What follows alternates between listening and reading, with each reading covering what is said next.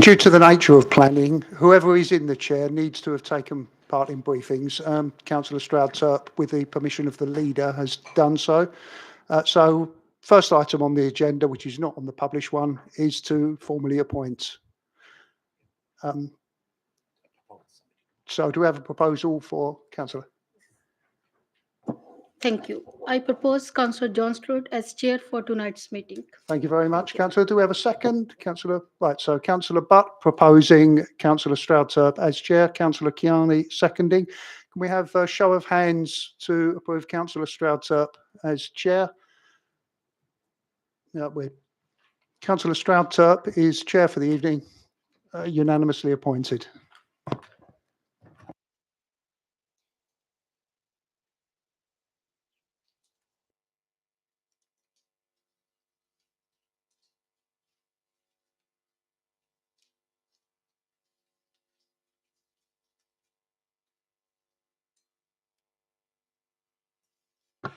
Thank you very much, everyone. We will now go through the agenda before we get to the actual items under discussion. The first agenda item is, do we have any apologies for absence? Apologies from Councillor Axa Ahmed. And we also have apologies from the chair, Councillor Garrawell. Any other apologies? I think that's it. That's a full committee's worth of apologies. Now we move on to the Declaration of Interests under the Town and Country Planning Act.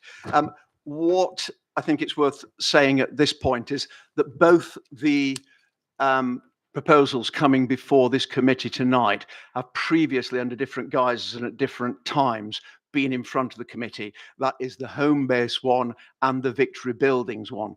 Therefore, I am aware that some members may be either pre-decided or predisposed to some of these items.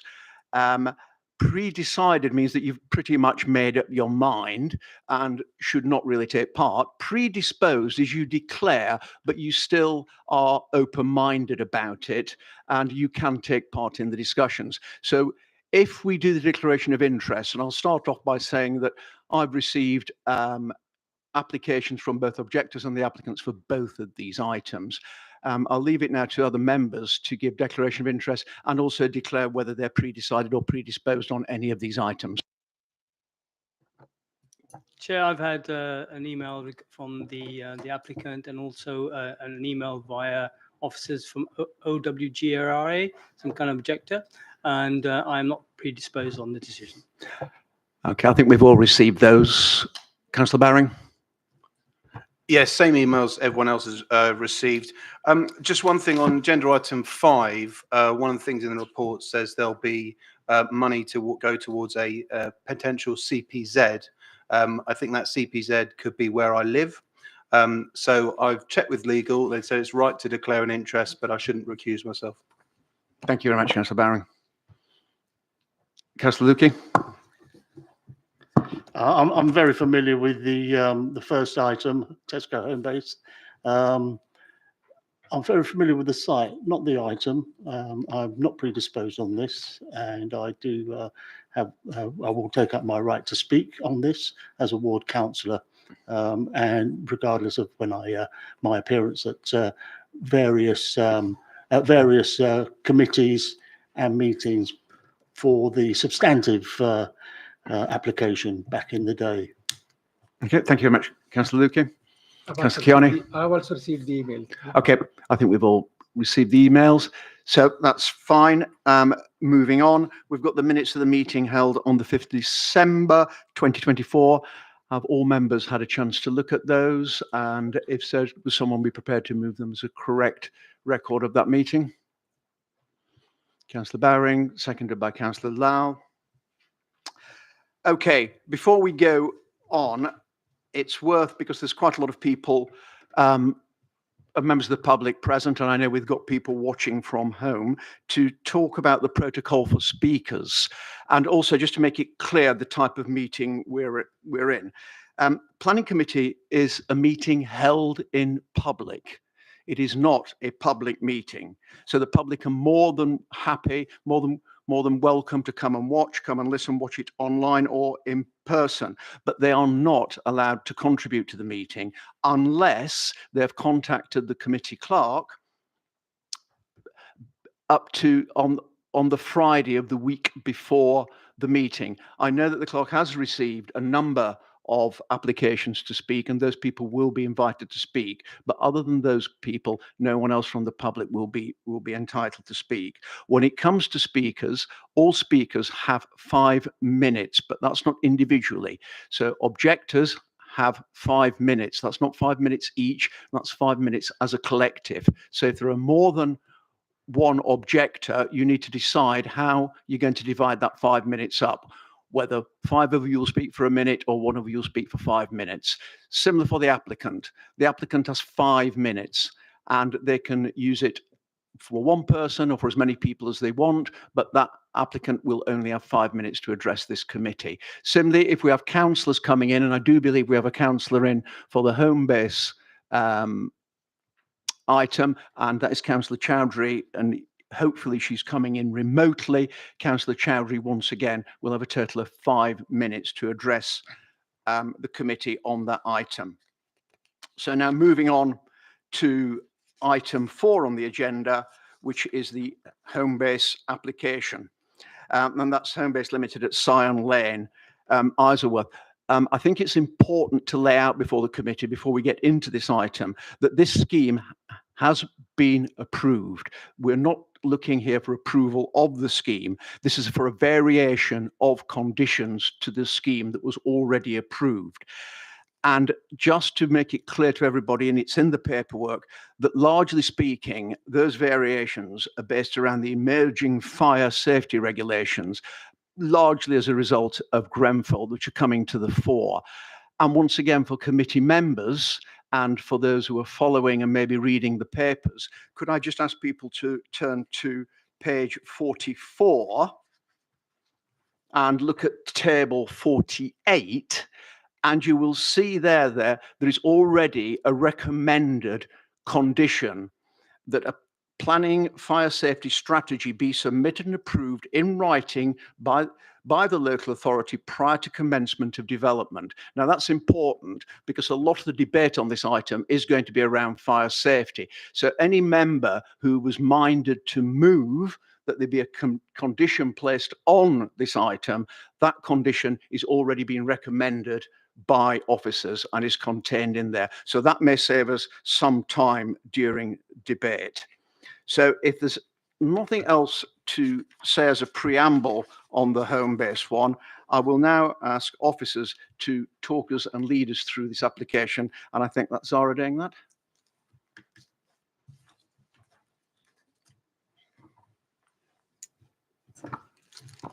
Thank you, Chair. Good evening, everyone. So this is the 4th item on the agenda. The application site is known as Home Base Limited on Scion Lane, TW7 5QE.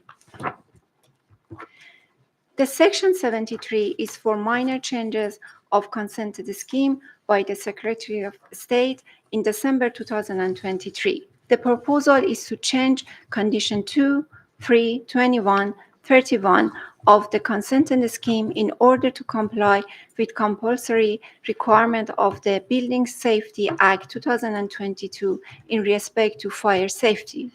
The Section 73 and this presentation focus on the differences between the consented scheme and the proposed Section 73.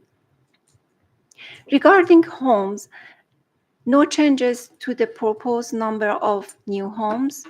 Housing mix has changed to the benefits of the family homes by increasing the number of 3-bed homes, which are in line with the council requirement and adopted policy in housing terms and in regarded as a benefit of this proposed Section 73 application.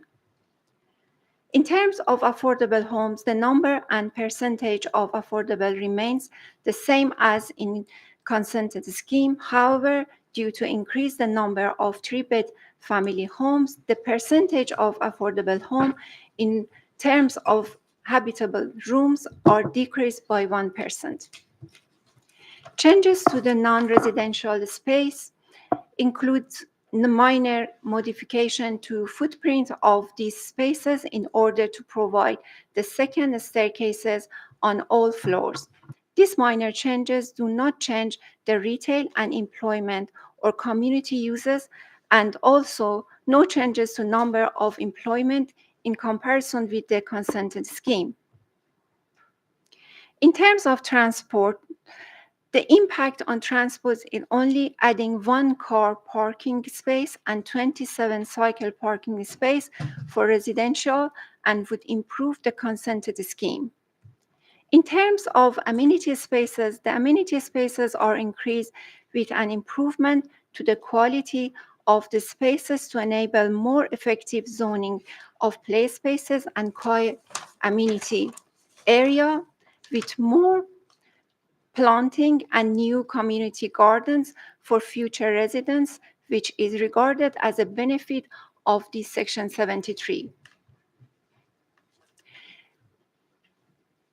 From this slide, differences between the two schemes in terms of design are presented. As this picture shows, this would be minor changes to commercial layout. This slide highlights changes to residential layout to accommodate the new staircases from the 4th floor. The tallest building would remain the same.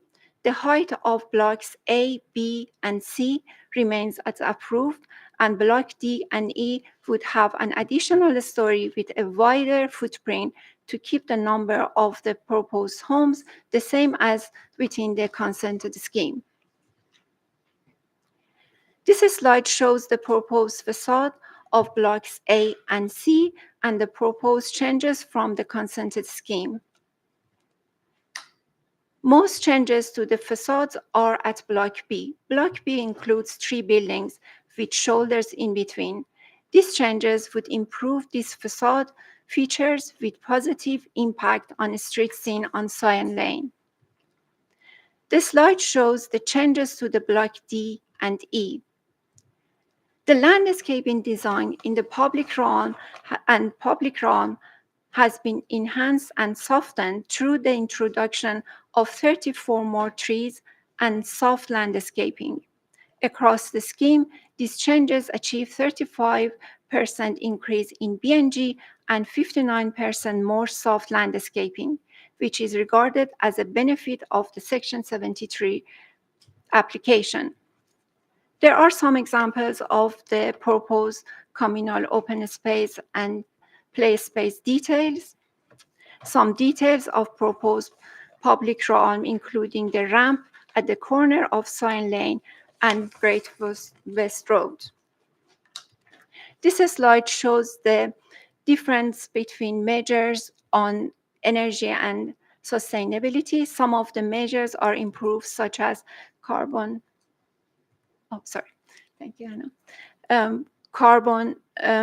emission, and some remain the same.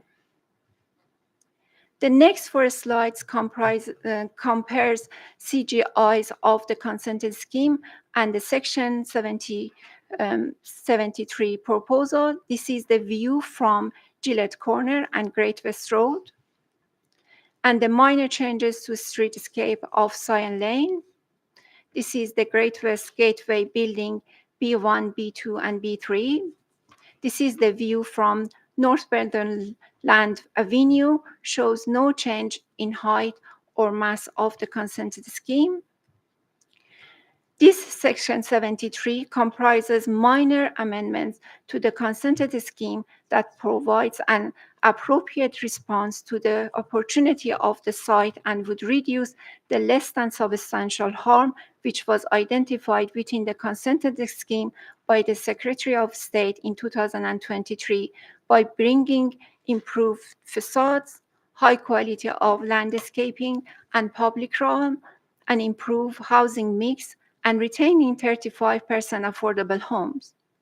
The proposed Section 73 would enable improvement to the environmental efficiency and appearance of the scheme, providing landscaping, public realm and visual improvements beyond those accepted in the approved scheme. These variations are in accordance with the objectives and policies of the NPPF, London Plan, and local plans, and therefore approval is recommended. End of my presentation. Thank you very much. We'll now take questions to the officer. Councillor Baring.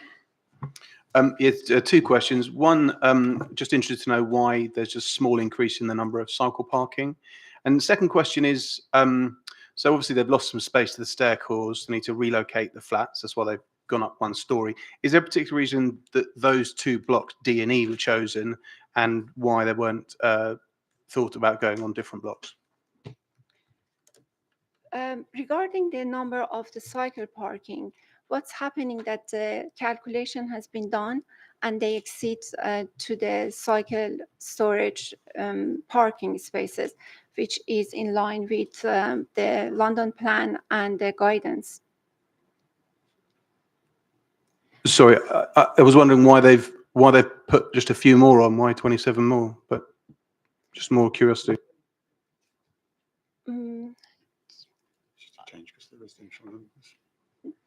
They are the same. One of the reasons is the number of the 3-bedroom homes, which has increased, so it changed the number of that. And sorry, can you just repeat your second question? Yes, so there's an extra story going on, if I'm right, Block D and Block E. Just wondering why those blocks were chosen, not others. Actually, I think that it is more question to the applicant, which they are here. But I think that's from the discussion we had during the PPA, is that they are the lowest one and the impact is less. The highest building should be stay the same as the approved one. But if you have more questions, then we can invite the applicant to answer them. Okay, thank you. Any other questions? Councillor Todd. Yeah, thanks very much. I read the papers and read the letter from the fire brigade, and I'm conscious there's been an appeal as well. I think most members of the public will say, why are these matters still outstanding that you highlight on page 44, the fire safety? For the fire safety, since we have the regulation from 2022, we have Gateway 1, which look at those measures related to planning. So the main statutory consultees for fire safety is HSE, which is the Health and Safety Executive. They approved that this proposal is in line with the safety. But because it was some concerns about some details, we secured this condition 48, to make sure that definitely the design will go through all the details it should be done. But it is mostly regarding to the Gateway 2, which is the building control issues. There are things about, I mean, I'm not a professional, but there's clear detail of great concern, dealing with sprinklers, access. The current system has people walking across the floor when you're trying to escape from the building, which, I mean, it seems utterly irrational, and it reminds me of the dreadful case in Kensington. Why aren't these things have been done by now? You mean that's adding to the condition list of the wording of the condition?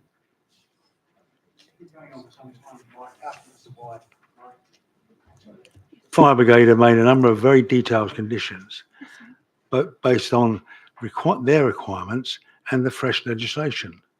I'm baffled as to why such a huge development is still awaiting a sign-off with so many issues. I mean, you've highlighted the fire safety on page 44. But what I'm worried about is there are matters on there which may cause them to come back with a further application to vary the site and the layout. Hi, Councillor Todd. Apologies, I'm just going to kind of come in here. So essentially, the fire regulations is quite a moving feast at the moment in terms of the building regs. The new building regulations beyond that introduced in circa 2020, 2021, 23. We've had more come in since the application was submitted. In terms of planning, we believe that they provided enough material in order to give us comfort that fire safety is being addressed in the application. And we note that the HSE comments have been positive and don't seek to kind of have further kind of changes to the scheme. As it stands, the application fulfills the planning requirements with the introduction of a new condition. And as the scheme progresses through the planning gateways, it will have that further scrutiny in terms of fire safety and design. Can I go back one more? Yeah. I've been on this committee a while. I've never seen a letter from the fire brigade with such detail. So that freshness puts me on notice that they are concerned. What do you say to that?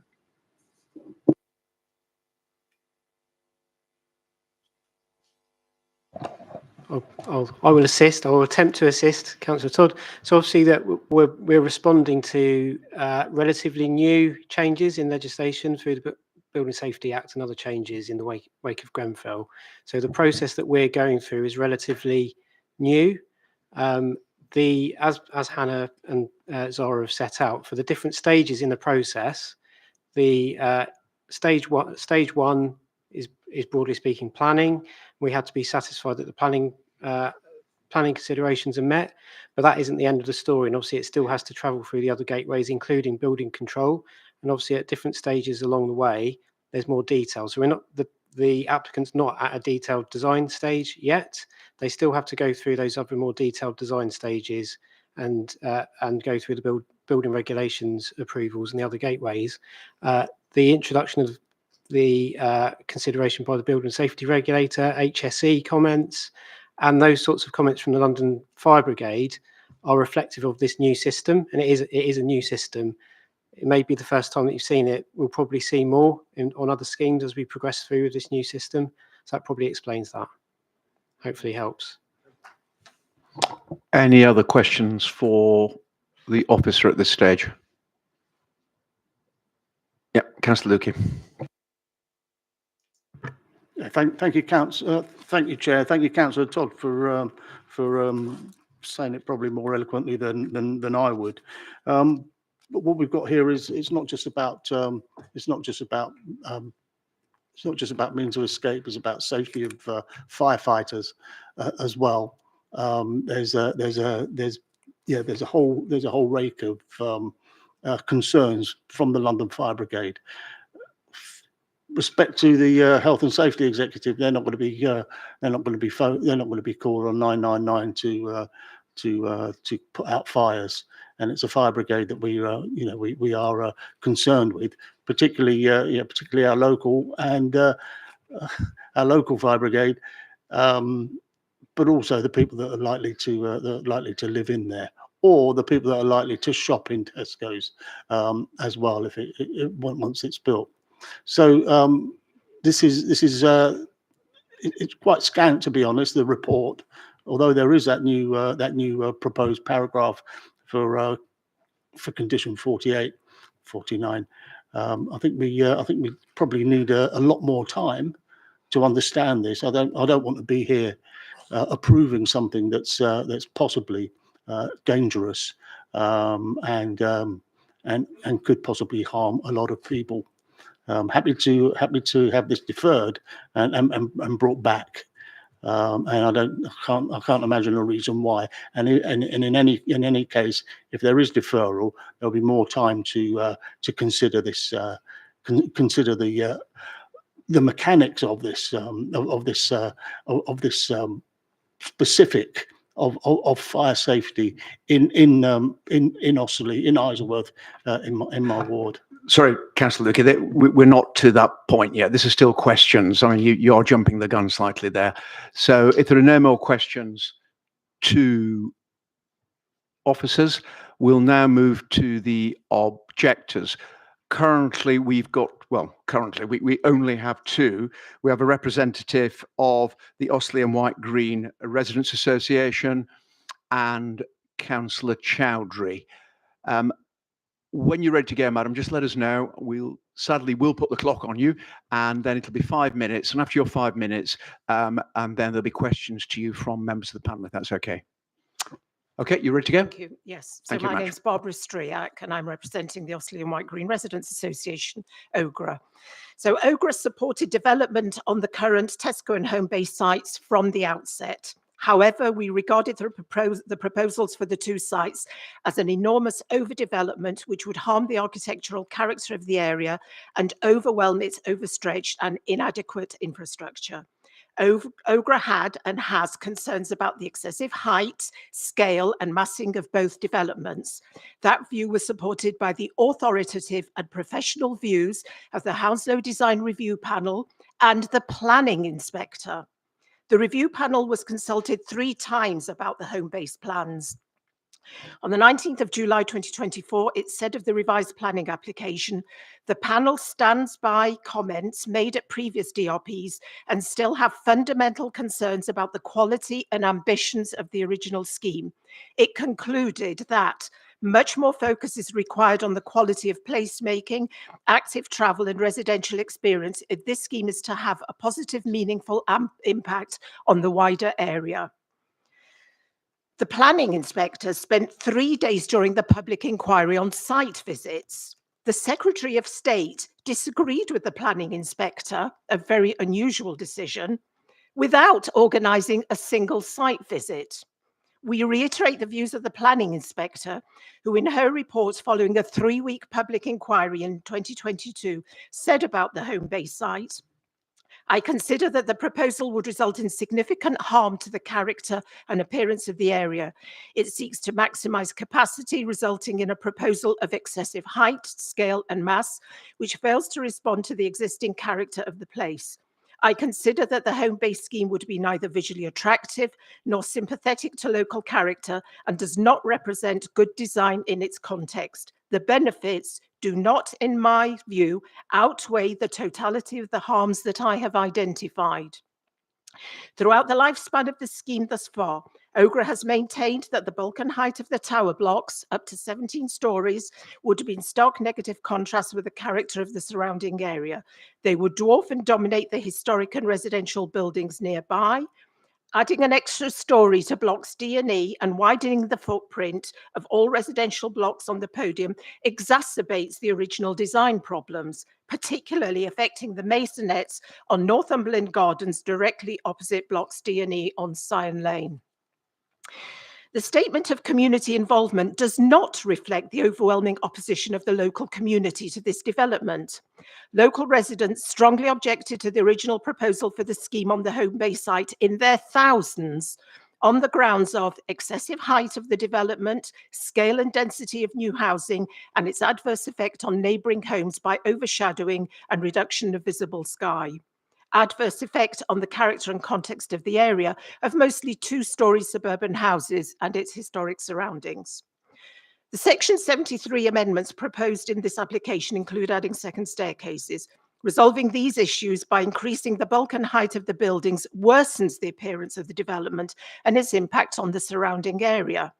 The addition of second staircases to comply with new requirements post-Grenfell is welcomed, but we question the reason and wisdom of having 2 adjacent staircases in blocks A, B1, B2, B3 and C, as opposed to having them separated as in blocks D and E. It would be safer to have separate staircases throughout, ideally at either end of the buildings, easing pressure during the chaos of building evacuations.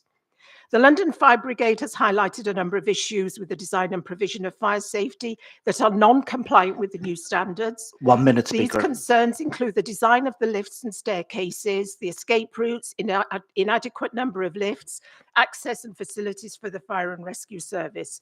The applicant says these concerns can be dealt with at a later regulatory stage, but the comments from the fire brigade suggest that changes in design are required to ensure that the development complies with the new standards regulations post-Grenfell.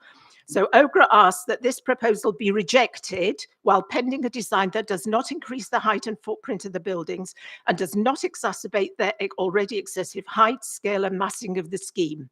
We also believe that no application should be approved while concerns raised by the London Fire Brigade have not been fully addressed in a redesign.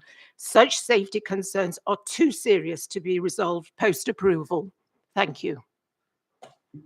Thank you very much, Madam. If you just remain there for questions, I just need to remind members of the committee that that was a fairly wide-ranging sweep across the development, but you need to confine your questions to there's a materiality of this amendment we're looking at and not questions on the overall development.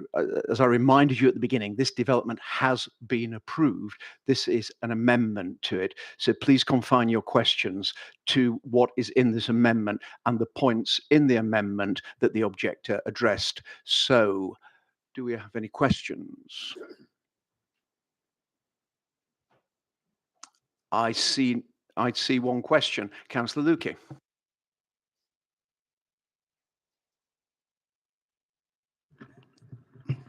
Tell me which is the most urgent matter to address in this application, please. I think at this stage, the fire safety issues, which we saw were submitted by the London Fire Brigade on the 22nd of January, very, very late.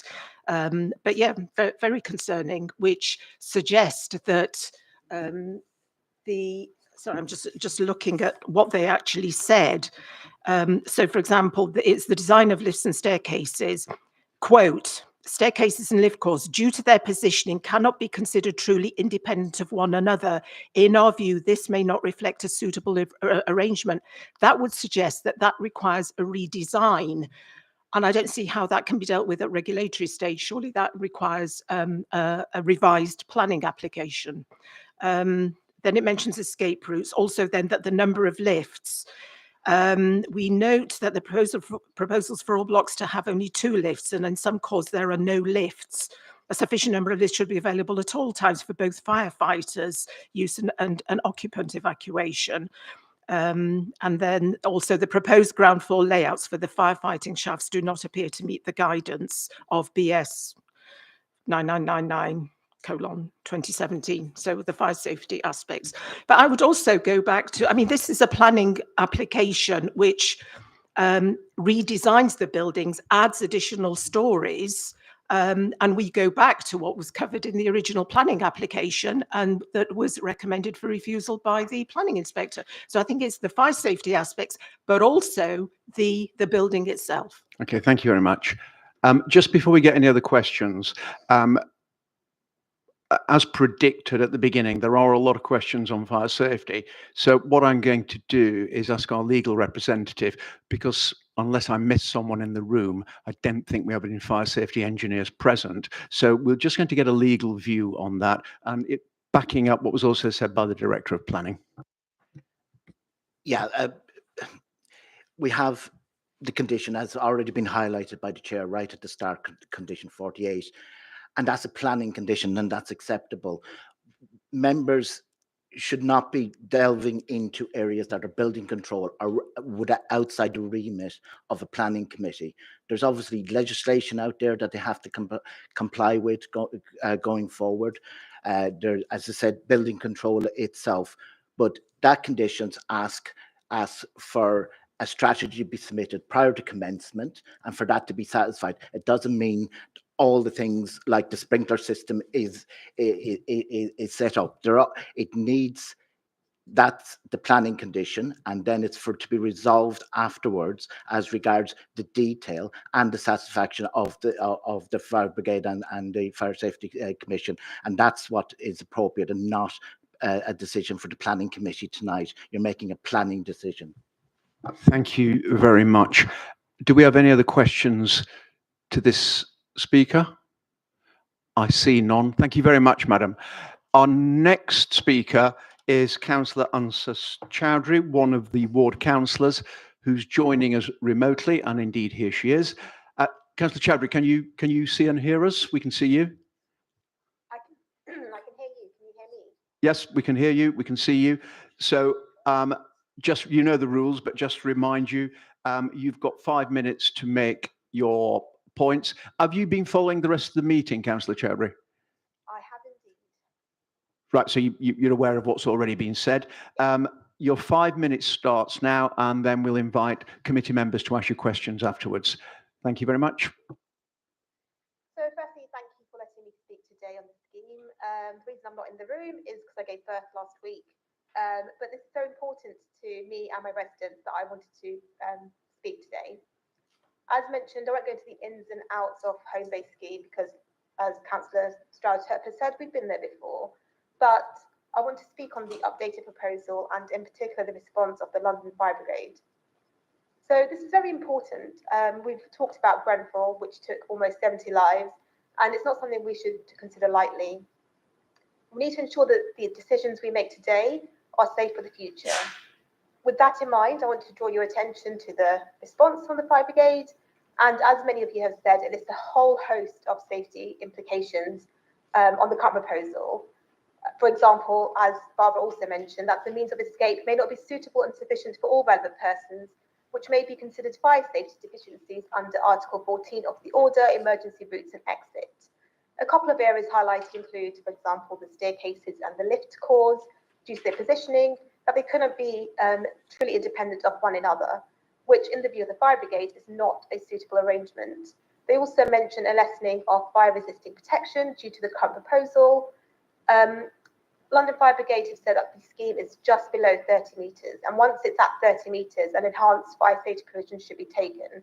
The scheme is less than a half a metre below that, potentially to save costs. But the recommendation of the London Fire Brigade is to build to the enhanced specification, and not doing so does not seem acceptable. We can't accept the bare minimum. This has the potential to put lives at risk.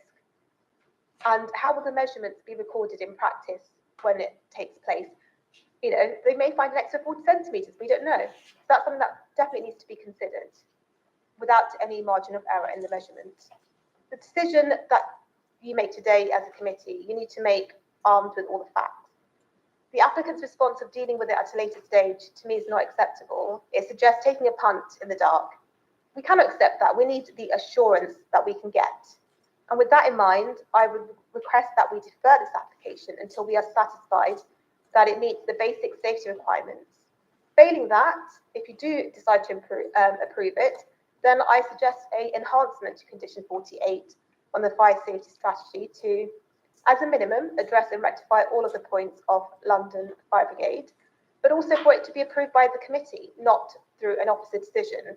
It's something that's really important that it needs to come back to this group so that they are satisfied that it does actually meet the safety requirements. None of us wish for the worst to happen, but we need to allow due diligence to ensure that we protect our future tenants, that we avoid potential harm, and we look out for our residents. Thank you. Thank you very much, Councillor. I will now take questions to Councillor Chowdhury. Do we have any questions for Councillor Chowdhury? I see no questions. Thank you very much, Councillor Chowdhury. We haven't got any questions, so obviously you can stay following the meeting online. And that is the end of the objectors. We've now got the applicant who has got, once again, 5 minutes. Who speaks for the applicant? Yeah.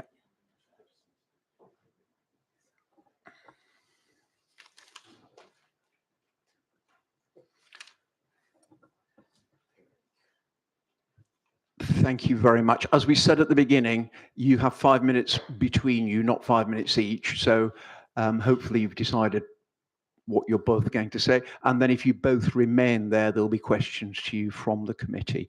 Tell me when you're ready to go and we'll start the clock. We'll get that up front. It's Will Temple for St Edward Homes and Sally Smith from West London Chambers of Commerce. Thank you very much. Are you ready to go, sir? We are. Okay. Your 5 minutes starts now. This is a strategically important brownfield regeneration for Hounslow and has been supported by the council throughout the planning process, being approved by the committee and GLA in 2021 and then subsequently by the Secretary of State in 2023. This is a minor material amendment application which delicately strikes a balance in responding to complex regulatory changes relating to fire safety in the Building Safety Act, which mandates second staircases, whilst keeping the changes to the scheme to a minimum and retaining the extensive package of benefits. This includes a brand new Tesco Extra Superstore, 473 energy efficient homes, of which 35% will be affordable. And when I say affordable, all 164 affordable homes will be delivered for social rent for those most in need, with rent as little as £100 per week for a one-bed home. It also unlocks the future regeneration of the Tesco Osterley site, which will deliver up to 1,677 more homes, including 35% affordable housing. Collectively, both sites will contribute over £36 million in SIL and Section 106. Whilst making the required regulatory changes, we have taken the opportunity to incorporate a series of improvements to the scheme, including a greener and healthier environment along Sile Lane and the new entrance to the Tesco store with 34 more trees, a 35% increase in biodiversity net gain over the consented scheme with 59% more soft landscaping and 186 square metres of open space in addition. We will also be providing 36 more family homes as part of the housing mix, improving site-wide carbon emissions with a 65% saving over regulations, and a gas-free development with a fully electric strategy. We have worked extremely closely with Hounslow officers through a series of workshops, including a design review panel to sensitively assess the massing. Due to the space required by the additional staircases, we committed to the minimal amount of massing changes required to maintain the viability of the development by adding a single story on the two lowest buildings on Sile Lane. This means the overall height remains unchanged. This approach has been validated through our townscape, visual, heritage and daylight assessments, which confirm there is no change in the level of harm to heritage assets or to neighbouring properties, and the impact of these changes is considered to be acceptable. The Council's Urban Design Officer has concluded that the design is an improvement over the consented scheme, which the Council previously supported, stating the proposed scheme would improve the wider visual impact and is more successful at breaking up the massing into distinct elements and responds more successfully to the surrounding area. Equally, the design review panel endorsed both the approach to incorporating the second stairs and the approach to adding the height to compensate for area lost, stating the approach was logical and clearly explained. The proposal to insert additional floors on the blocks was 2 minutes supported, left. having minimal impact on the overall quality and appearance of the proposals. The Greater London Authority have also confirmed their support of our approach, raising no strategic issues, allowing the decision to be made locally, whilst Historic England have not objected to the amendments. The Health and Safety Executive, who are the statutory consultee on fire safety matters in its role as the building safety regulator, have confirmed it is content with the fire safety design in terms of planning considerations. We are working closely with the HSE on some residual comments relating to fire safety, and they have made it clear in their response that these are not relevant to tonight's planning decision and should be addressed during the next stage at building control with building safety regulator prior to commencement of the development. For a scheme of this scale and complexity, it's worth noting there are no objections from any statutory consultees. In conclusion, the revised proposals in front of you have been developed carefully to ensure the scheme is deliverable in line with current regulations and Berkeley Group's industry-leading quality. These amendments are necessary to support the 1 delivery minute of left. much-needed homes, as well as kick-starting the regeneration of the Golden Mile. Oh, thank you very much, and I'll hand you now over to Sally. Hello. I'm here today on behalf of West London Chambers of Commerce, a non-profit organisation dedicated to helping local businesses grow and thrive in an increasingly competitive marketplace. With a network of over 2,000 members and a database of 8,000 businesses in West London, we understand the vital role that business and investment play in our community. West London's economy is facing challenges with the cost of living crisis and unemployment skyrocketing from just under 25,500 before lockdown to over 67,500 today. Now more than ever, we must focus on encouraging new business growth, attracting investment and creating sustainable job opportunities to ensure Hounslow's long-term prosperity. That is why we strongly support St Edward's proposals to regenerate. That's your 5 minutes, madam. Sorry. Okay, we'll now take questions to the applicant. Any questions for the applicant? Councillor Todd. Good evening. Could you put your mic on, please? So I do apologise. Wrote 2 letters to us on the committee. The first one simply enclosed a sort of colourful brochure. What caused your company to change its mind and give a more substantial submission? As in relating to why we submitted the Section 73 application today? I received a letter from Mr. Nicholson, sorry, Chair. The committee did about 2 or 3 days ago. And we got another letter today with a far more comprehensive explanation. Why the change of heart? I'm not quite sure what you're referring to. I believe we've issued the brochure to members who are on this planning committee that outlines the scheme proposals, including the summary of the benefits and the amendments that we're proposing here to be voted on tonight. That information went across to, I believe, all the members yesterday. I'm not aware of necessarily a second issue. Well, it was a more substantial set of submission. Went into the detail. What didn't appear in the first one? So I'm giving you the opportunity to clarify why you felt it necessary within days to submit a fresh letter to members. I'm afraid as far as I understand, we've only submitted 1 letter, which I believe went yesterday evening, which had the brochure attached. I don't believe if members would be able to clarify that question to me.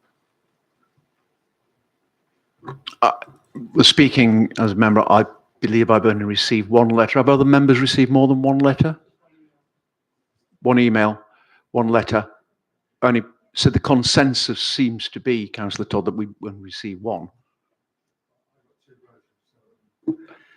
Okay, let's agree to disagree. Okay, thank you. Okay. Any other questions for the applicant, please? No, we've got no. Thank you very much for coming and putting your case to the committee. If you want to take a seat. Now, we'll ask officers, please, to summarise before we go to debate, but there will be questions on your summary should committee members want to ask them. You don't want to summarise the...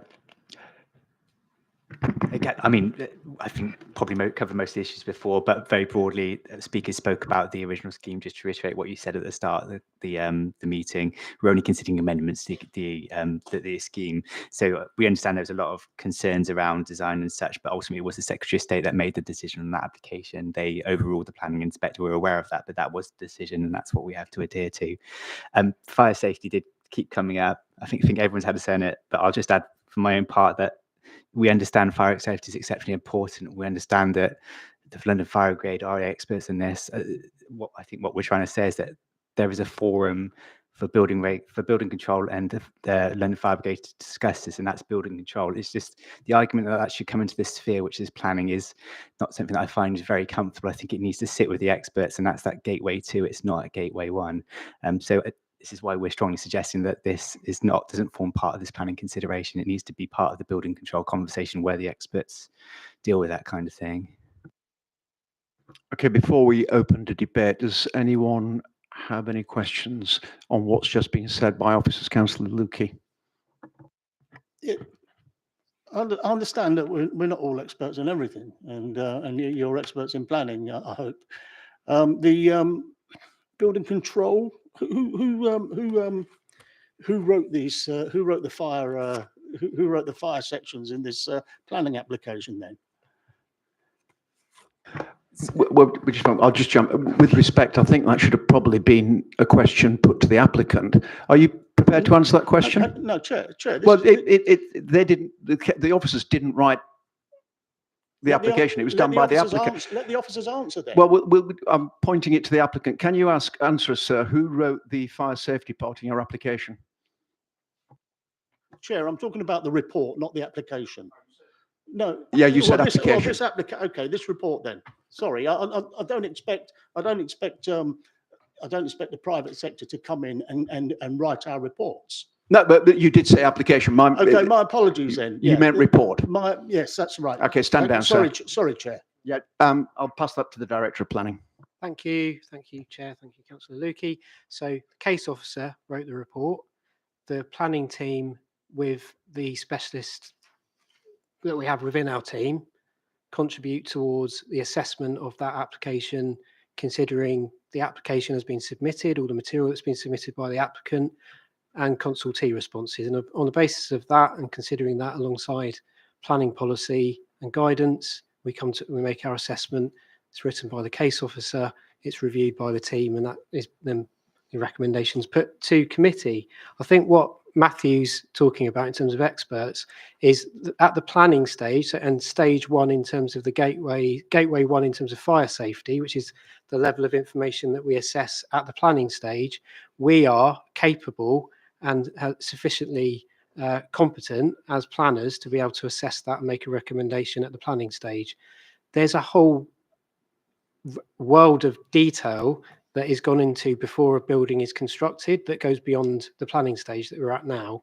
And it's at that stage that Gateway 2 takes place. And it's the building safety regulator now that are responsible for assessing high risk buildings like this will be. It's formally described as a high risk building because of the scale. So it's the building safety regulator, which is part of the health and safety executive, that will be reviewing this going forward at Gateway 2.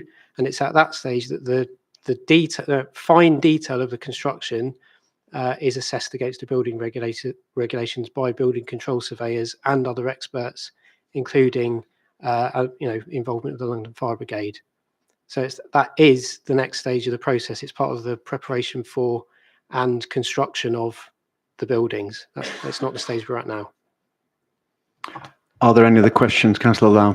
Chair, hypothetical question for the officers. So we've got this para 48 on page 44. Do we envisage that there will be substantial material changes, and will we see this application under another section 73 coming back to this committee for some changes to the plan? Yeah, the director can pick that up. So we don't know. At the we don't know what might happen next. There could be other changes to legislation. There could be other changes to planning policy. That's the world that the applicants live in and that we have to manage as well.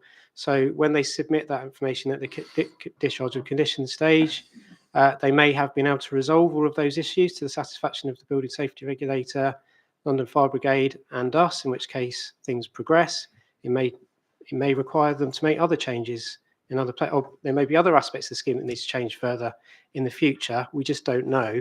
And at that point, which is not unusual for developments, particularly of this scale. It's not to say it will definitely happen, but it's possible. It's possible that there'll be other changes required further down the line. But what planning committee have to make a decision on tonight are the proposals that are in front of you.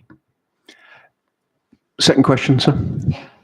Please. So again, but if there was, it will come back to this committee in a similar manner. Thank you, Chair. Depending on what the change is, the scale of the change, the type of change, what it is, yes, it would come back. Yeah. Any other questions, Councillor Lukey? Just on that, it would be good if it came back to committee, depending on what the colleagues will suggest to change. But how can the committee and people who have got great interest in this be kept informed on the progress of a submission of a section 49? Was it 48, 49? 49. Thank you very much. On section 49 to the council, to the planning authority, and their ability to make comment on it where they can, and the ability to comment on the condition once it's either agreed internally or with our partners, or if it comes to committee, if it's a separate application. The reason I ask is because it could be major. Okay, it could be major. We're talking about the fire service is saying 2 staircases next to each other is not safe. Okay, and then maybe if they're saying it now, it might come up in new regulations. So, and if they do say that, then there might be some material change within the developments, within the buildings, with the heights and structures, because they're also talking about space for firefighters, their own lift shafts, and them not being adequate. So and that would impact on the change of possibly impact on the change of the design of the building. So we've got to be fair here. I mean, I know I haven't heard anybody come up yet. Because sometimes they do. Oh, we need the houses. Yes, we do need houses. We do need accommodations, but we need them safe and not putting what's largely going to be our tenants at risk here. Because the council's got skin in the game too. We pass that to the Director of Planning again. Thank you, Chair.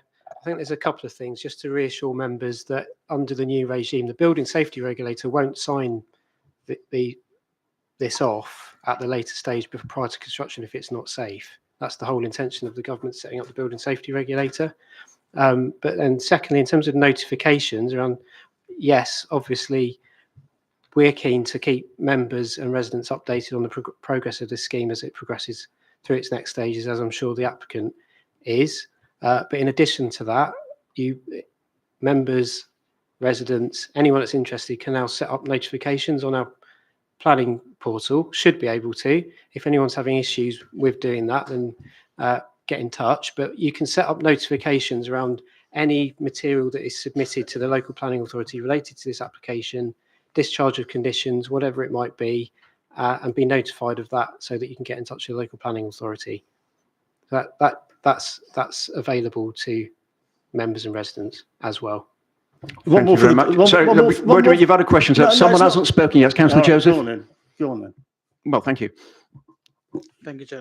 So this is with regard to the page number 25, section 7.2. It has been mentioned that reviewing and incorporating the consultation feedback that includes the area forum. Subsequent that there is a section 6.5, it says 27 responses were received. So I'm not sure like how many neighboring residents or the people we reached out, because it looks like the number of people who objected and responded, it's close to 50%. So just trying to understand what was the total number we reached out in terms of this application. You mean with the section 73 application? So can you speak up a little bit, please, madam? Let me see. There is the number of the letters we send out. So it says in 6.5. 2,865. 2,865 letters sent to the neighboring properties. So, but we received response only from 27 people in total. 27, yes, we had 27 response. Okay, thanks. Which includes some of the comments and supports letter, and among of the objections as well. Yeah, which means the comments which has been provided here. So that's only from the 27 people out of the 2,000 you reached. Okay. I've got you. Just Councillor Todd, did you have your hand up? You switched the mic off, Councillor Todd. I did, and don't give me a hard time, please. The report seems to contradict what Miss Roche, I forget your name, I do apologise. Sorry, I do apologize. Your report says that 800 letters of objection to Hounslow and 4,500 residents signed a petition to object to it. So let's put that in context. Okay, fair. That's a fair point, but I thought I'd balance that. That's all. Thank you. Thank you, Chair. Councillor Lukey, on to another question. Just following on from the Director of Planning's response there, and thank you for that. Normally, if they are serious condition applications, when they're ready to be passed, will this appear on the weekly list? It's quite substantial. I see the head of development shaking his head, but why, and if not, why not? Because it is something that's it's in the public interest, and if this came up, it's a major condition in this. It's the only thing we're talking about tonight. Yeah, sorry, Kaz. It's not to say we don't want it to come back in front. I mean, so the weekly list, there's a process enshrined within the Constitution about what goes on the weekly list and what doesn't. So we would obviously go in accordance with the Constitution. So I think the suggestion here is that you would like the planning condition to come back in front of committee members, or to be informed of it, or something along those lines. Informed of it, Chair. Matthew, informed of it, and people that I don't know how many people you did write to about this meeting, about this this item coming on the agenda, but at least the people who have showed an interest in this so far, so that they're aware that it's coming back, that it's ready for decision. So we're into an informal process here, and we would do what we can to do that.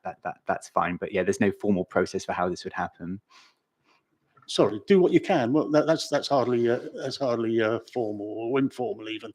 What might you do? Yeah, Director of Planning, please. Thank you. So you can set up notifications on the system, so you will automatically get an email telling you when a condition has been submitted. That is something that anyone can do, and I invite everyone to do that. In addition, we will let ward councillors know when the conditions are submitted and alert you to that, given the scale and importance of this particular application. We don't do that as routine, but we get hundreds and hundreds of conditions to discharge on everything. But given the particular interest and scale of this development, we'll make sure that any just discharge of conditions applications we get, and we'll alert ward councillors that they've come in. Is that a supplemental? That'd be very nice. Okay. Okay. Have we got any other questions to officers? Councillor Joseph. You put your mic on, please. Oh, one last question, like in terms of, we already discussed about the fire safety. Just in case, if you mentioned in the section A and B with some subdivisions in the fire safety thing.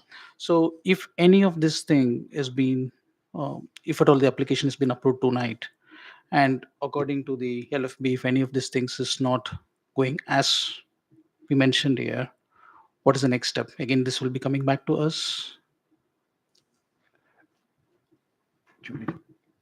Yeah, we've sort of covered that, because if it is approved tonight, it then has to go to gateways 2 and 3. If there are major amendments to it as a result of that, possibly driven by what they have to do to meet the health and safety executive and the fire brigade's recommendations, and if it results in a large material change, to think, yes, it would have to come back, is my understanding. And I see the Director of Planning nodding. Okay. Thanks, Chair. Right. If there are no more questions to officers, we move to debate. But before we do that, to help us focus our debate on this, I just want to reiterate what was said by our legal advisor. We are looking at this from a planning perspective. What do we think? And unfortunately, we have drifted a bit away from planning, but we have to look at this from a planning perspective. Part of that planning perspective has to be, are we content that the mechanisms in place for it to be looked at further downstream by people who are qualified and understand fire safety? Now, if the answer to that is yes, of course, then we should be comfortable with it. But we are not here as a planning committee to unpick the detailed fire safety requirements. We need to satisfy ourselves that this meets planning requirements and the safeguards are there to ensure that future gateways do look and scrutinize all aspects of building control, including, and specifically in this case, fire safety. So with that in mind, we'll now move to debate. Does anyone want to kick off the debate? Councillor Lal. Chair, I'll kick off. I'll tell you where my head is at. So in previous planning committee meetings, I think we've all seen applications where they're very much holistic, and we've crossed all the T's and dotted all the I's in terms of all the conditions that we require in a report. It's very rare that we get a report before us of this nature where there seems to be a really big focus on a particular aspect of the planning application. But then I'm mindful of what you just said and mindful of what legal has already said, that In previous applications, yeah, we look at it on a planning matter and we don't really go into detail regarding the building control aspects. That's delegated to officers under another authority. So in that sense, we are at the same stage here. We're looking at it on planning grounds only. The material changes that have been made, the minor changes, amendments that have been made, I don't feel that they warrant any further discussion. I think they're acceptable. But then the focus was on blocks D and E. And when I look at blocks D and E, again, we've seen applications come back to us where planners have, developers have increased the height of buildings, etc. But they've also increased the number of dwellings for whatever reason. But here I can see that the fact remains that it looks like that due to the extra fire escape stairways, they're having to reconfigure the design. And in so doing, the dwellings are the same. They have not tried to increase the dwellings by stealth. So that's a tick in my box, that they're not trying to pull over our eyes in that sense. And there seems to be some rationale behind it. So based on that, my mind is that at this stage, this report and the officer's recommendation, it's sound. Thank you very much, Councillor. Anyone else to contribute to the debate? In that case, normally the officers have recommended this for approval. So what we should normally ask for, is there a motion to approve? If there is, we'll take that motion. If that motion falls and fails, we'll then ask if there's other motions or proposals to reject or to defer. So does someone want to put a proposal forward to approve? That's Councillor Lal and seconded by Councillor Bowring. So we've now got a seconder and a proposer and a seconder to approve the officer's recommendation for the Homebase Scion Lane development. We'll move to the vote now. All those in favour, please.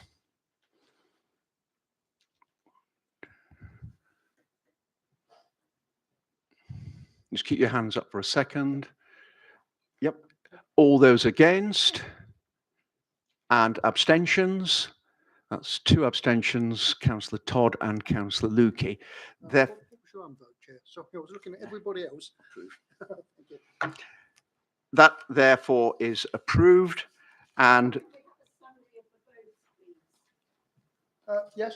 1, 2, 3, 4, 5, 6, 7, 8, 9, 10. That was approved by 10 in favour, none against, and 2 abstentions. okay, thank you very much, everyone, for that item. It is now 8:10. Would the committee appreciate a 10-minute break before we move to the next item? Okay, we'll resume on the second item, which is Victory Buildings at 20:20. Thank you very much for everyone who contributed to that item.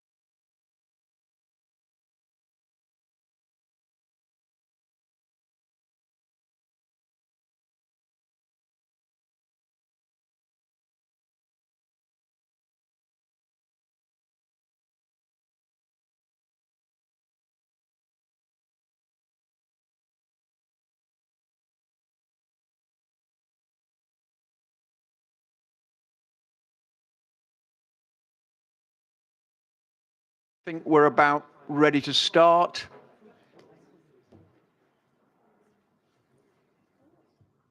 I was going to say comrades, but that wouldn't have gone down well.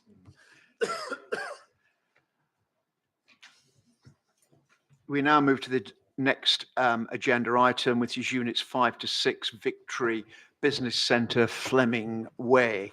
As we said up front, some of you will recall that part of this development has been to committee before. It did receive prior approval, which was granted, and it's now coming for full approval to the committee. The application proposes the redevelopment of a site. It contains a 6-storey building comprising of 71 dwellings. Just before I ask the officer Nathan to lead us off on this, as we did on the other item, I think it's worth highlighting what's likely to be the main contentious issue with this one, which is not a lack, but zero affordable properties in this.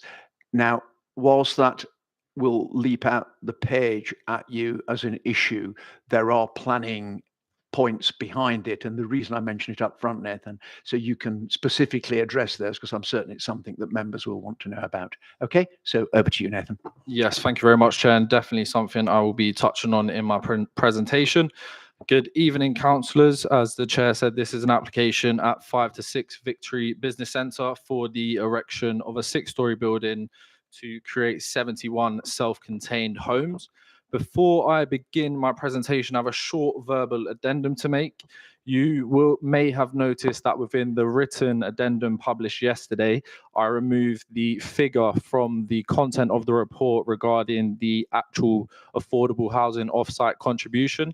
This was removed at that point due to further discussions and negotiations with the applicant, but the contribution that has now been agreed is £217,100 towards offsite affordable housing.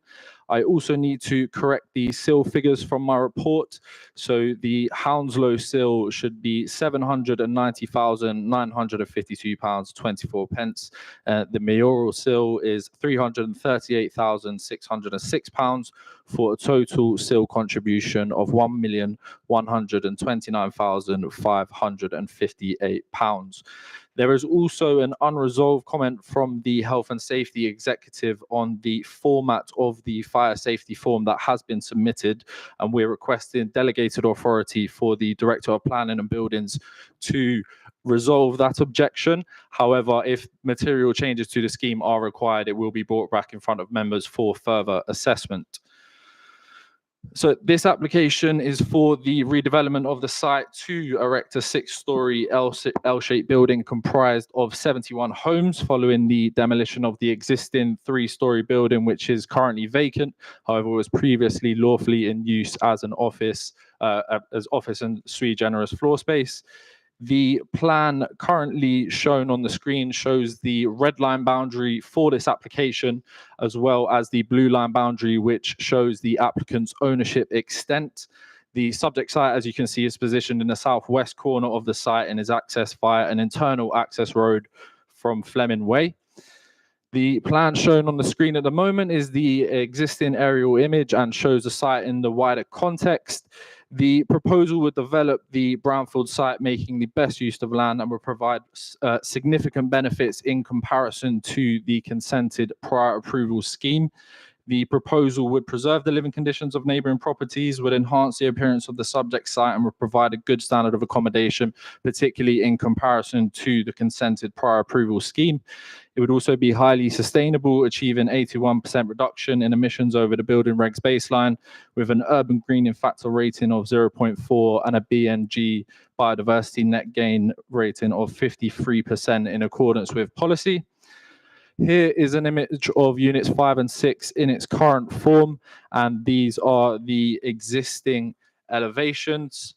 The adopted local plan designates this site as a locally significant industrial site, LSIS, and my report sets out the policy position for development in such designations, which demonstrates that existing industrial sites should be protected and intensified in their use. The plan on the screen at the moment shows the extent of the LSIS designation.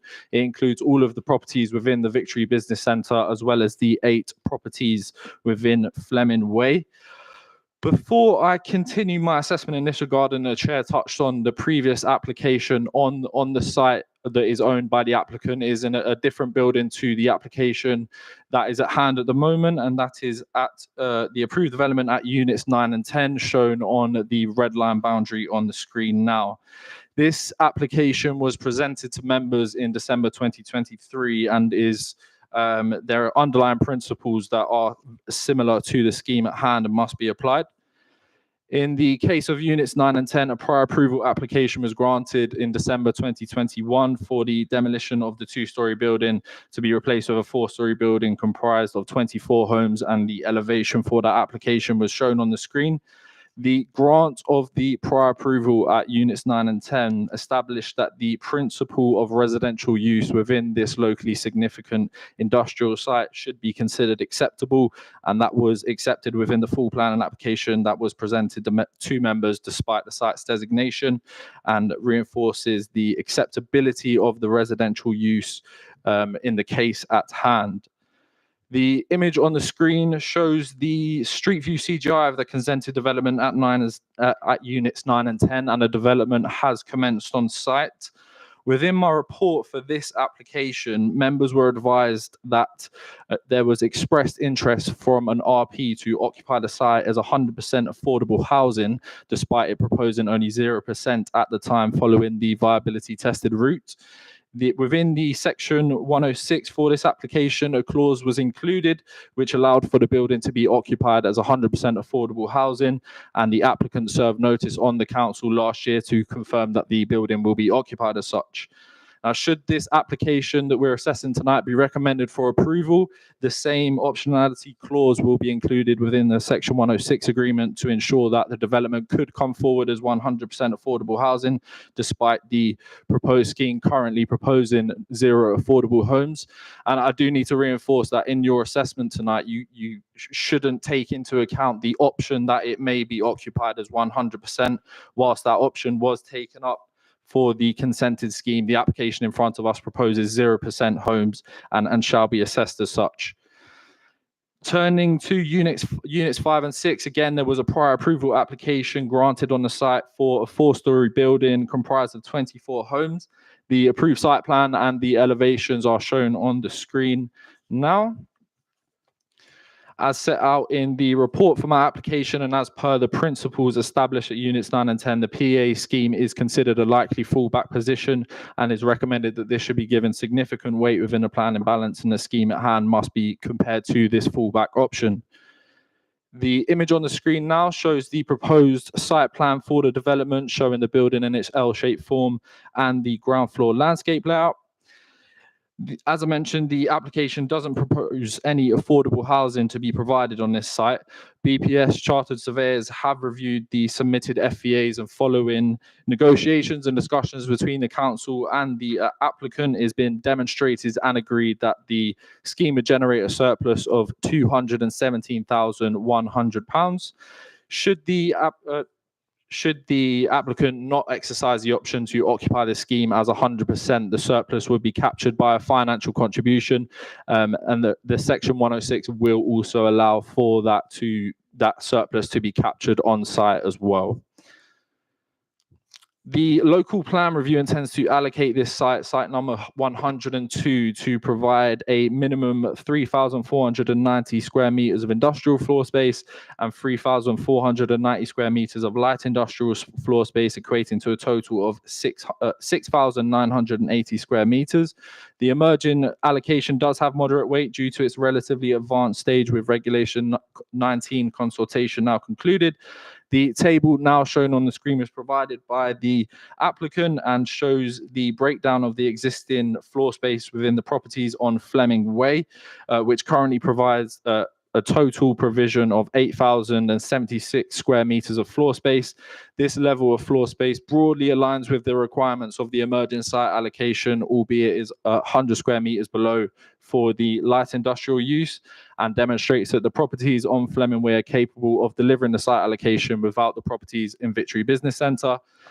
As such, in light of the evidence provided by the applicant regarding the existing levels of floor space within units 1 to 8 Fleming Way, coupled with the retention of both units 1 to 4 and units 7 to 8 Victory Business Centre, is considered the application would not sterilise the site from delivering the site allocation.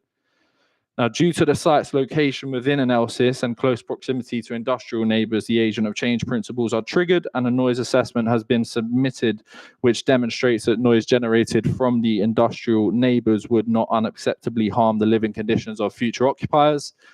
The image shown on the screen and the following image show the plant equipment along the shared eastern boundary, with the equipment serving Unit 8 already enclosed by a 4-metre high sound barrier, as you can see on the screen. The assessment concludes that noise generated from the plant would be below the ambient background noise levels and would not result in behavioural changes to future residents that would result in a perceived change in the quality of life, particularly as mitigation measures are necessary to prevent impact from aircraft noise, which is the most significant noise source dictating the background noise levels in this location. Notwithstanding this, Condition 13 will secure details of a full-length screening along this shared boundary to ensure that if any additional plant is installed at these properties, the impacts would be mitigated. The image shown on the screen at the moment is the proposed CGI for the 6-storey building. Here is the proposed northern elevation, the proposed eastern elevation, and the proposed western elevation. The built form, scale, identity and character, materiality and detailing of the proposal is considered to be of a significantly high quality and would enhance the overall appearance of the site. The design of the proposal is considered to be a significant improvement in comparison to the consented prior approval scheme. Whilst the scale and form is significantly larger than what has been approved, the detailed design and identity, material palette, landscaping and public realm that is proposed within this application is a significant improvement compared to the fallback, particularly due to the landscape improvements. On the screen now are the typical floor plans showing the ground floor and the first floor. Here is the second and the third, the fourth and the fifth, and lastly, the roof plan. The potential future occupiers of the development would be afforded with a good standard of internal accommodation. All dwellings would comply with the NDSS, and 50 out of the 71 homes would either be dual or triple aspect. Where there are single aspect homes, they would not be exposed to significantly adverse noise impacts, with good levels of daylight and sunlight, good outlook, and with none facing north. All homes would also be afforded with good outlook and have been designed to avoid direct overlooking between habitable rooms within the development and at neighbouring properties, ensuring good levels of privacy. The noise impact assessment also demonstrates that the proposed mitigation measures to protect against aircraft and road traffic noise would ensure sufficient internal living conditions. The application also proposes a carbon filtration system to protect against the significant odour impacts generated by Mogden sewage works, and the mitigation measures would ensure that suitable internal living conditions would be provided. This is a particularly important point as we were not able to secure odour mitigation measures within the prior approval scheme. Therefore, the odour mitigation should be considered a positive benefit of the scheme in comparison to the fallback position. On the screen now shows the breakdown of the proposed private and communal amenity space. The scheme would overprovide both private and communal space in comparison to the requirements of policy SC5, albeit only marginally for the communal amenity space, and as such the quantum is considered acceptable. The amenity space would also be of a significantly high quality and contained to 4 areas. The plan on the screen shows the ground floor layout of the development, and the clearly defined connections between the ground floor communal spaces would enhance the usability, function and quality of these areas. The CGI now shown on the screen is of the main courtyard encased by the L-shaped form of the building. This is the image of the proposed roof terrace, and lastly, the image of the proposed deck access area. Overall, the quality of the proposed communal amenity space would comply with the intent and requirements of the local plan as well as the Housing Design Standard LPG. The communal spaces would be passively overlooked by the new homes, would be accessible to disabled people, including those who require level access, and would be multifunctional design for socializing, play and relaxation. Within the assessment for the prior approval scheme, again, the local planning authority cannot assess the provision of private and communal amenity space, including play space, and the fallback position will not provide any external amenity for future occupiers. Therefore, whilst with the application proposing a policy compliant level of external amenity space, which would be of a high quality, this is considered a significant benefit of the application in comparison to the prior approval and would ensure high quality of accommodation is provided. The image on the screen at the moment is the western site boundary and shows the relationship with the closest properties on Weavers Close. As set out in my report, the proposal would avoid unacceptable harm to neighbouring properties in terms of daylight and sunlight, outlook, enclosure and privacy, and would result in an appropriate residential relationship. On transport, the proposal would retain the existing access arrangement with the plan on the screen now showing the proposed improvement to the vehicular access from Fleming Way. The proposal would also enhance the pedestrian environment through the site by providing a dedicated pedestrian path that is clearly delineated from the road using hard surface landscape materials. The proposal would result in an increased vehicular demand with 16 spaces proposed on the site for future occupiers, including 3 blue badge spaces and 4 active EV charging points. This would result in an overspill of parking on the surrounding streets. However, the applicant has agreed to a financial contribution to consult on and potentially implement a CPZ on the surrounding streets, and future occupiers would be ineligible to obtain such permits. The plan on the screen at the moment shows the transport obligations. And my colleagues in transport have also asked me to just point out that the £60 per household for cycle training is separate from the travel plan. It's not quite as clear as shown on screen in my report, but the money would I believe, come to the council and we arrange those training programs. Overall, this would be a sustainable development and deliver wide range of benefits for the borough, particularly in comparison to the fallback position. And subject to the recommended conditions and obligations, the proposal is considered to comply with the development plan we've read as a whole and is therefore recommended for approval. Nathan, thank you very much. I'll now take questions on the presentation from the officer. Do we have any questions to the officer? Councillor Lau. Chair, thank you very much for that very, very long, comprehensive explanation. Very long indeed. In fact, you'll do very well being one of those commentators at Royal Ascot on the races, I think. The speed at which you were going. Maybe in another life. Okay, so first thing that strikes me on the site plan, again, I just need your view on it. That's all. The impression I'm getting is that the entire site itself seems to be being developed piecemeal. Or am I right in my perception? Yeah, that is the case, to put it bluntly. And I'll just go back to the proposed site plan just so we can discuss it. The applications have been submitted in that manner for one building per time, starting with units 9 and 10, followed by units 5 and 6. And we did have a prior approval application for units 1 to 4, which was refused last week. So that is the case. They have split up the site to submit specific applications for the specific buildings. Is there any benefit for the developer to be doing that in piecemeal form? I'm not. That's not really for me to answer. There's not much. I'm not sure what the benefit for them is to doing that. Okay, that's fine. Okay, then I will come on to the numbers. You gave a lot of numbers in terms of SIL and Section 106, etc. So just clarification, so I got the numbers correct. So I've been looking through the report, and I'm looking at page 128 and para 8.331. And it gives a SIL at 437k roughly, and the mayoral SIL at 187k. But the figures you gave earlier were much higher. Yeah, much higher than that. That was a mistake in my error, and something that I caught yesterday after the written addendum was published with our SIL officer. So the figures I gave at the start, so total SIL contribution of circa 1.1 million is the correct figure, and has been confirmed by our officer. Last one, Chair. So I think I've mentioned it before, but it's in your addendum this time round, in terms of healthcare, a contribution of 131K. The question, Chair, it may not be answerable, but I'll ask anyway. Is there any way of finding out, because we rely on our health partners to tell us roughly what's going to be the impact for you guys, and how you're gonna meet the infrastructure needs of the residents that are coming in.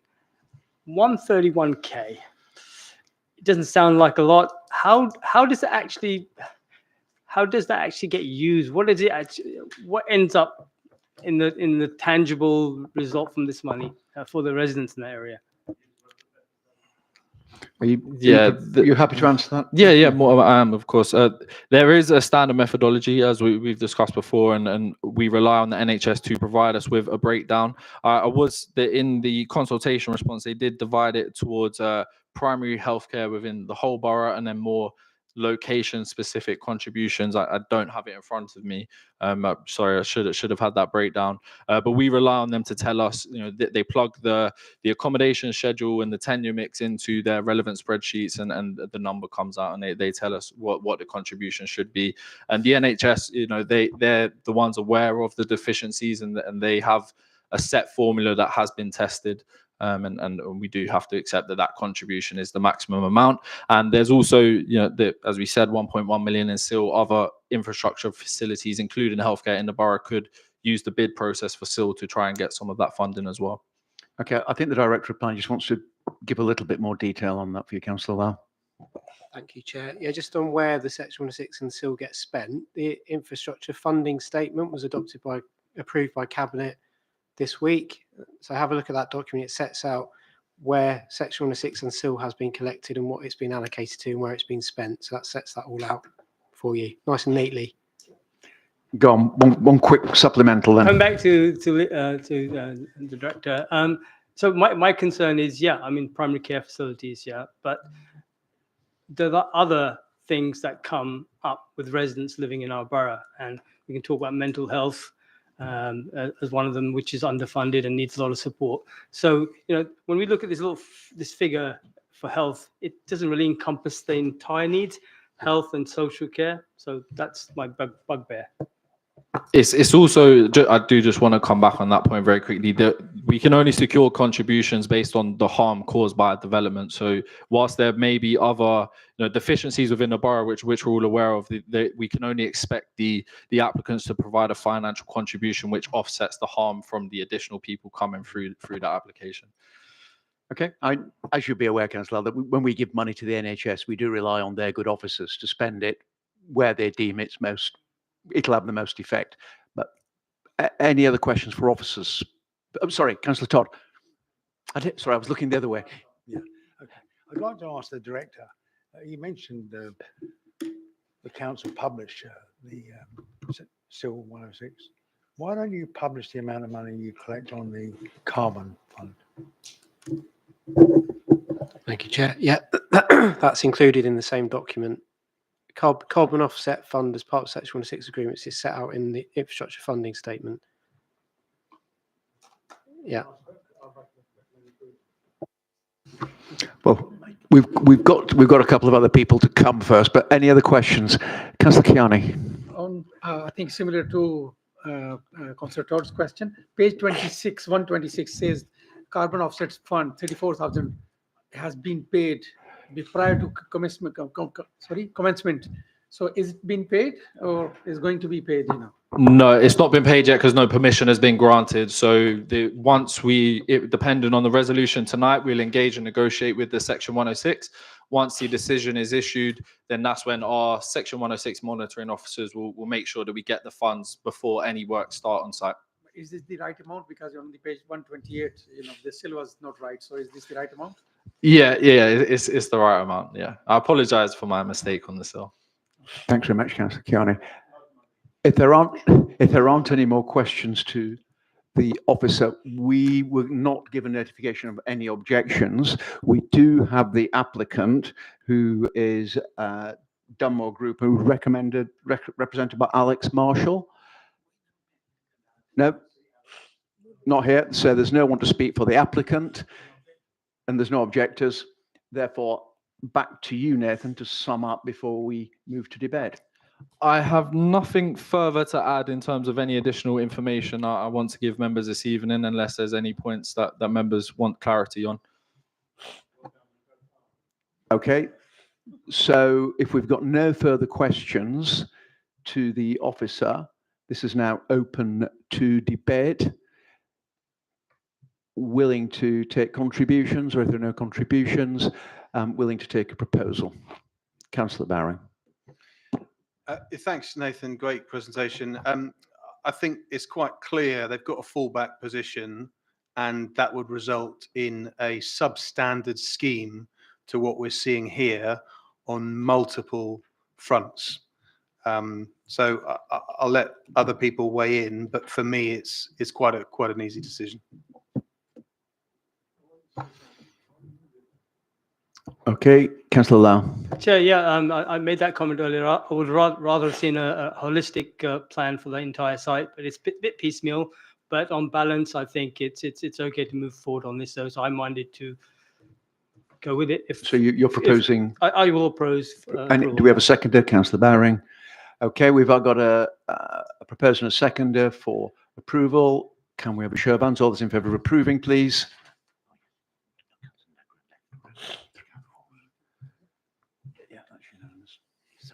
Sorry, Councillor Negro left the room.